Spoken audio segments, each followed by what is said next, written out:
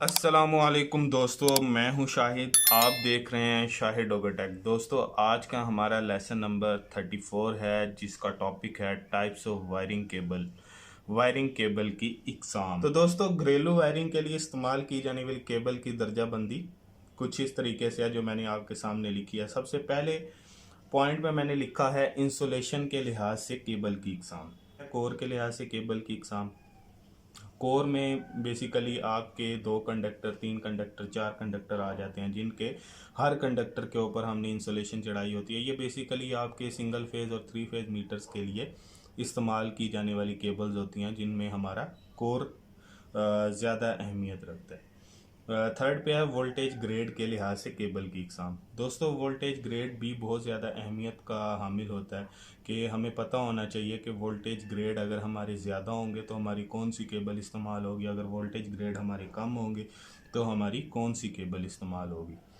Four पे है current गुजारने की सलाहियत या स्ट्रैंड्स के लिहाज से केबल की इकसाम। तो हमें इस चीज़ का भी पता होना चाहिए कि करंट गुजारने की सलाहियत कौन से कंडक्टर में ज़्यादा है। अब इंसुलेशन के लिहाज से केबल की इकसाम, सबसे पहला टॉपिक हमारा वायरिंग केबल की इकसाम में से इंसुलेशन के लिहाज से केबल की इकसाम। दोस्तों, सबसे पहली जो इंसुलेशन के लिहाज से केबल की इकसाम में जो मटेरियल है, ये बेसिकली तमाम मटेरियल्स हैं जिनसे हम इंसुलेशन तैयार करते हैं, जो कि केबल के ऊपर चढ़ाई जाती है। जैसा कि ये मैं आपके सामने एक केबल दिखा रहा हूँ। ये बेसिकली इसके अंदर ये कंडक्टर है, ये कॉपर का है। कॉपर बेसिकली कंडक्टर का मटेरियल है। इसमें 2 किस्म के मटेरियल इस्तेमाल हो रहे हैं इस तार के अंदर। एक तो आपका कंडक्टर मटेरियल है और एक आपका इंसुलेटेड मटेरियल है। हम बेसिकली इंसुलेटेड मटेरियल की बात कर रहे हैं, हम कंडक्टर मटेरियल की अभी बात नहीं कर रहे। तो दोस्तों, इंसुलेशन में सबसे पहले वल्कनाइज रबड़ इंसुलेशन केबल है, जिसको हम VRI का नाम भी देते हैं। सबसे ज़्यादा इस्तेमाल होने वाली इंसुलेशन जो है वो आपकी VRI है, वल्कनाइज रबड़ इंसुलेशन। बेसिकली इस इंसुलेशन में आपकी एक तो लचक बहुत ज़्यादा होती है, और दूसरा दोस्तों, इसके अंदर ये मटेरियल बहुत ज़्यादा आपका अच्छी किस्म का होता है। इसमें आग लगने का भी कम से कम चांसेस होते हैं वल्कनाइज्ड रबर इंसुलेशन केबल में। बेसिकली अगर मैं इसकी डेफिनेशन की बात करूं तो जिस केबल पर वल्कनाइज्ड रबर इंसुलेशन चढ़ाई जाती है या VRI चढ़ाई जाती है, उसको वल्कनाइज्ड रबर इंसुलेशन कहते हैं। इसकी खूबियाँ क्या हैं दोस्तों? अगर मैं वल्कनाइज्ड रबर इंसुलेशन की खूबियों की बात करूं तो ये खालिस रबड़ लचकदार होने के साथ साथ उम्दा है, जो कि मैंने पहले बता दिया। बेहतरीन मैकेनिकल प्रोटेक्शन है इसकी, ठीक है। हरारत रोशनी की मौजूदगी में इसकी कारकर्दगी बहुत ज़्यादा, मतलब कि नमी, हवा, गर्दो गुबार में ये बहुत कम ख़राब होती है। अक्सर आपने देखा होगा दोस्तों, हवा, नमी, गर्दो गुबार की वजह से हमारी केबल जो है वो फट जाती है, उसकी इंसुलेशन। तो वो बेसिकली लो क्वालिटी रबड़ इंसुलेशन होती है, इस वजह से वो ख़राब हो जाती है। अगर मैं इसकी खामियों की बात करूं तो इसके ऊपर तेल, ग्रीस और दीगर कीमियाई मादों का असर ज़्यादा होता है, ठीक है। आग लगने की वजह से ये मतलब कि बहुत ज़्यादा रेजिस्टेंस नहीं रखती हीट में, ठीक है। और सूरज की रोशनी से भी ये ज़्यादा मुतासर नहीं होती, लेकिन अक्सर ये मुतासर हो जाती है। सेकंड नंबर पे जो हमारा इंसुलेशन मटेरियल है वो है पॉलीविनाइल क्लोराइड, जिसको हम PVC का नाम देते हैं, पॉलीविनाइल क्लोराइड की। दोस्तों, अगर मैं खूबियों की बात करूं तो इस पर कीमियाई अशिया मसलन तेज़ाब और अल्कली वगैरह का असर नहीं होता। ग्रीस, तेल और नमी का असर भी नहीं होता इस पर, और कंडक्टर के साथ इसका कीमियाई अमल नहीं होता। बहुत ज़्यादा दर्जा हरारत पर बड़ी मुश्किल से आग पकड़ता है, ठीक है। रगड़ से आग लग जाए तो फैलती नहीं है। आग मुहैया करने वाला ज़रिया अलग कर दिया जाए तो ये इंसुलेशन जलना बंद हो जाती है, ठीक है। मसलन कि अगर आग लगने वाली कुछ चीज़ इसके ऊपर या असर कर रही हो, अगर उसको हटा दिया जाए तो ये फ़ौरन आग इससे ख़त्म हो जाती है। और 250 वोल्ट से 3300 वोल्ट तक होती है इसकी जो वोल्टेज रेंज है। नमी वाली जगह पर इस्तेमाल की जा सकती है, अक्सर हम इसको नमी वाली जगहों पर इस्तेमाल करते हैं। अगर खामियां देखी जाएं तो 0 डिग्री से कम दर्जा हरारत पर इंसुलेशन में दरारें पड़ जाती हैं। ठीक है, अगर 0 टेम्परेचर से नीचे ले जाएंगे, मसलन कि अक्सर हम अगर इसको बर्फ़ानी इलाकों में हम इस्तेमाल करेंगे तो ये इस्तेमाल वहाँ पे ठीक नहीं होगी। और रबड़ की निस्बत में इसमें लचक कम होती है। 65 डिग्री दर्जा हरारत पर इस्तेमाल नहीं की जा सकती। वही जो हमारी VRI केबल थी वो भी 60 से ऊपर अगर जाती थी उसमें भी प्रॉब्लम पड़ जाती थी, लेकिन इसमें बेसिकली आपका 65 डिग्री मीन्स के 65 से ऊपर जाएगा तो इसमें भी प्रॉब्लम बढ़ जाएगी। तो टफ रबड़ शीटेड केबल बेसिकली नाम से ही ज़ाहिर है, इसको हम वहाँ पे इस्तेमाल करते हैं जहाँ पे हमें केबल के ऊपर चोट लगने का ख़तरा होता है। बेसिकली टफ रबड़ शीटेड केबल बहुत ज़्यादा हार्ड किस्म का हमारा उसकी इंसुलेशन होती है। अक्सर हम इसको अंडरग्राउंडिंग के लिए इस्तेमाल भी की जाती है और पहाड़ी इलाकों में हम इसको इस्तेमाल किया जाता है।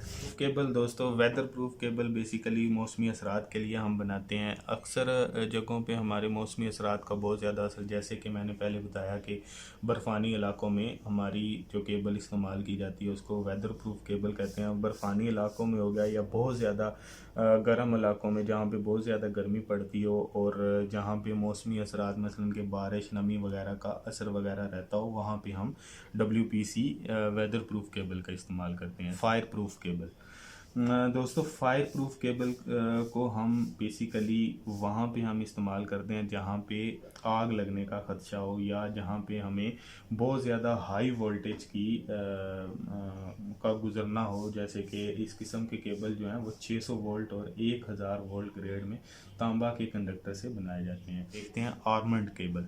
आर्मंड इस किस्म की केबल में कंडक्टर के ऊपर गंधक मला रबड़ यानी वल्कनाइज रबड़ की इंसुलेशन या PVC इंसुलेशन चढ़ाई जाती है। इसके बाद ऊपर स्टील की पतरी लपेट दी जाती है।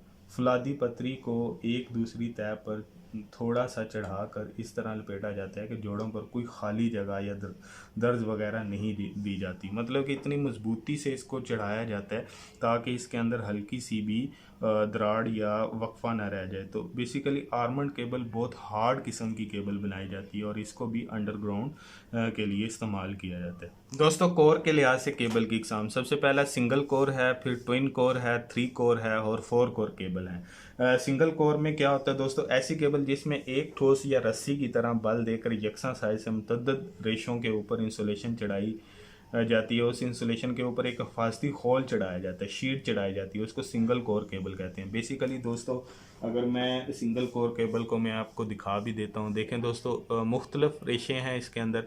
कंडक्टर बेसिकली मुख्तलिफ कंडक्टर को मुख्तलिफ रेशों की बात भी हम दे देते हैं और उसके ऊपर एक इंसुलेशन चढ़ी हुई है। ये आपकी सिंगल कोर केबल है, इसको हम सिंगल कोर केबल कहेंगे। ट्विन कोर बेसिकली जिसमें दो किस्म के आपके कंडक्टर और दोनों अलग अलग कंडक्टर के ऊपर इंसुलेशन चढ़ी और एक उसके ऊपर कवर चढ़ा दिया जाए।